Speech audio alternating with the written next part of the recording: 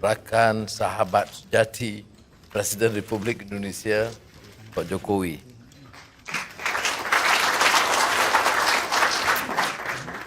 Di mana Perdana Menteri, Menteri-Menteri Indonesia dan Malaysia dan saudara yang saya muliakan.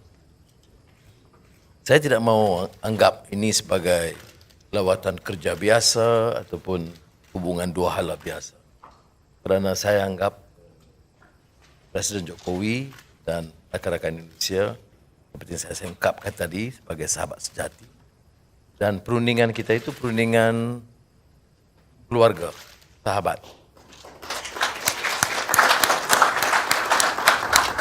Ini terbukti Bapak Presiden bahawa dalam hubungan, sejarah hubungan dua hala dengan mana-mana negara di dunia dalam pengalaman kita, peningkatan kerjasama dan persefahaman dalam masa yang singkat dengan Indonesia ini luar biasa.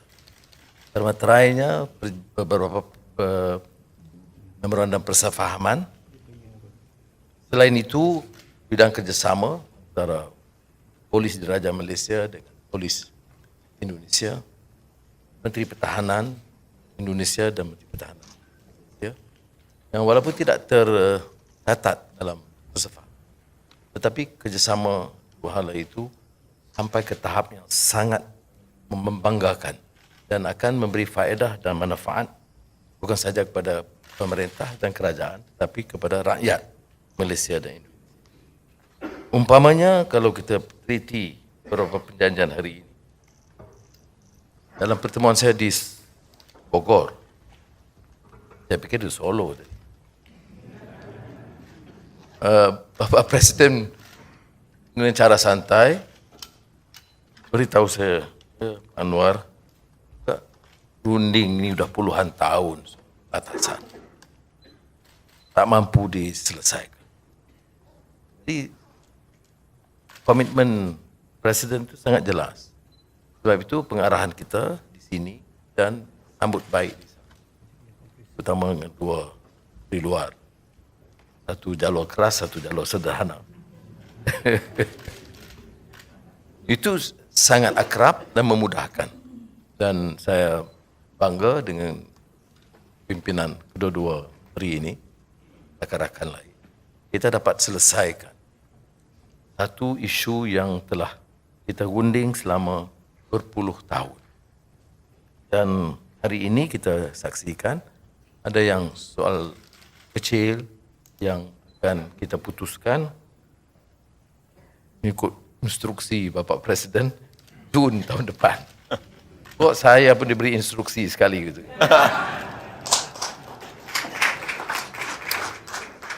Kemudian yang dari segi perdagangan dan pelaburan itu penting. Sebab itu kita berikan penumpuan yang lebih dalam memorandum persefahaman ini tentang pelaburan langsung asing, pelaburan di sempadan yang dipermudahkan. Beberapa keputusan itu dilaksanakan, masuk soal pekerja DKI dan juga soal sempadan, kerana cara kita mendukung ibu negara Indonesia di Kalimantan ialah untuk memperkukuh pembangunan di sempadan. Dan kembalinya saya dari Indonesia dalam belanjawan madani, kita peruntukkan 1 bilion ringgit untuk perkukuhkan beberapa badan kanun dan juga imigrasi dan custom di sempadan, termasuk juga jalan, infrastruktur, prasarana asas. Ini setelah cara kita memberi dukungan dan sokongan kepada Indonesia dalam rangka membina ibu kota baru. Yang lain itu adalah pembatasan sempadan darat dan maritim seperti kita dah beritahu tadi. Kerjasama ekonomi meningkat, tapi ada satu aspek yang Presiden Jokowi agak tekankan dengan begitu tegas. G7 dan di beberapa forum antarabangsa lainnya untuk menjaga dan melihara kepentingan urusan dagang kita, pengeluaran kelapa sawit, bukan saja untuk syarikat-syarikat besar tetapi juga untuk kebun kecil. Dan kita sambut dengan baik dan saya ucap tahniah Dan kedua-dua menteri dalam rapat di Eropah telah pertama kalinya satu suara Indonesia Malaysia menyuarakan pertahankan kepentingan kelapa sawit.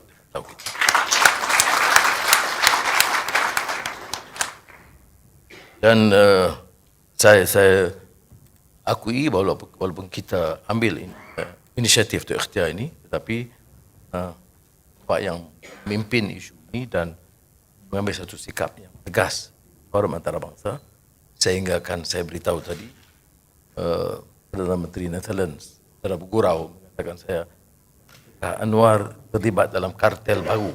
Saya mula tak dapat tangkap rupanya istilah kartel itu digunakan juga oleh Bapak Presiden dalam pertemuan G7 untuk pertahankan kepentingan ekonomi negara dan rakyat. Jadi yang lain-lain itu macam isu sempadan termasuk jerebu kerjasamanya, peningkatan soal kebudayaan, pendidikan, kegiatan dakwah yang sederhana, pemahaman Islam yang diamalkan di Indonesia yang boleh kita manfaatkan. Itu semua insya-Allah kita akan teruskan kerana ini memberi makna persahabatan dan kerjasama yang akrab. Jadi acara Presiden Jokowi hari ini itu luar biasa. Santai terus. Kita mau ke mana? Mau ke Coket, Kampung Baru. Oh, saya kata ini presiden. Jadi kita persulitkan juga kita ini soal. Tapi itulah sosok Presiden Indonesia ini. Selain ke Istana Negara petang nanti dan Seri Perdana, pilihannya masih terus ke Medan Rakyat Arhain di Kuala Lumpur. Jadi sekali lagi saya ucap terima kasih bagi pihak Azizah dan keluarga, Bapak dan Ibu ini, dan saya harap ada Presiden atau sesudahnya Bapak tetap keluarga dan sahabat kami anggap biasa seperti mana Bapak anggap kami ada terperosok di penjara atau keluar, itu masih sahabat sejati. Terima kasih. Bismillahirrahmanirrahim. Assalamualaikum warahmatullahi wabarakatuh.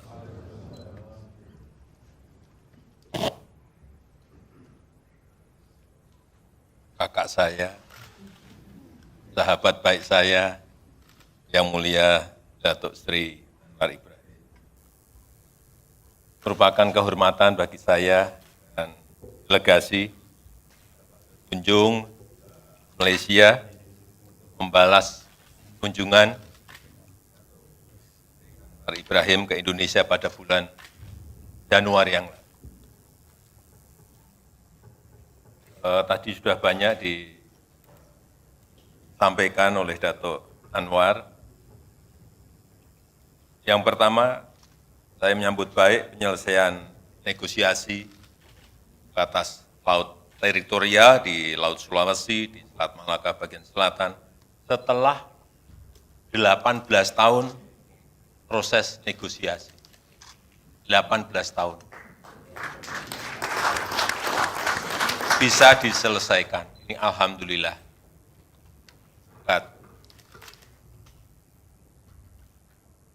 Sri Anwar Ibrahim yang bekerja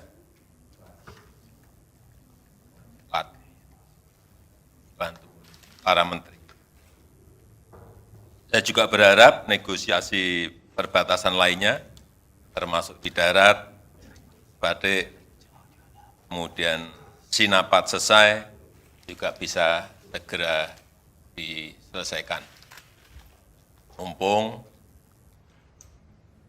Perdana Menterinya masih Datuk Sri Anwar Ibrahim, dan di Indonesia Presidennya masih Jokowi.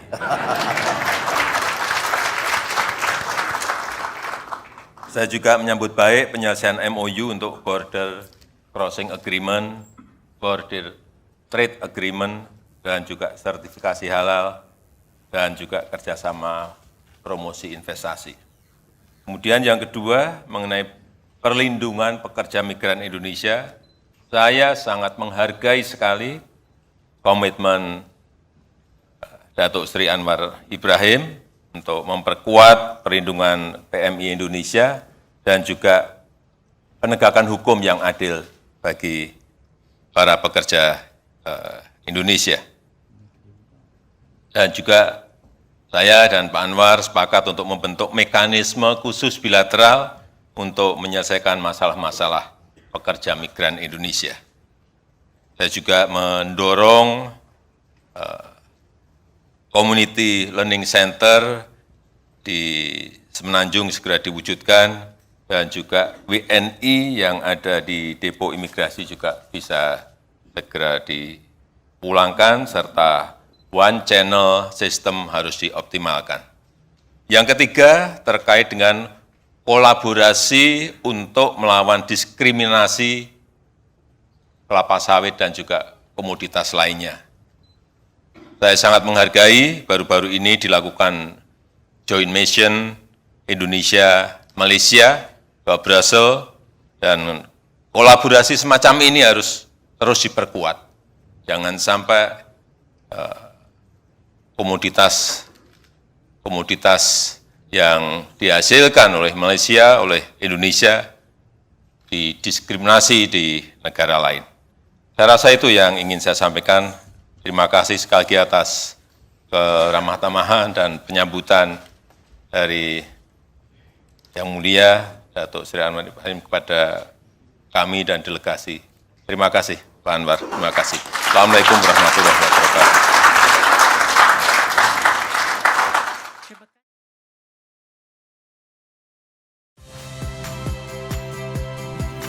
Saya Yasir Neneama. Saksikan program-program Kompas TV melalui siaran digital, pay TV, dan media streaming lainnya. Kompas TV, independen, terpercaya.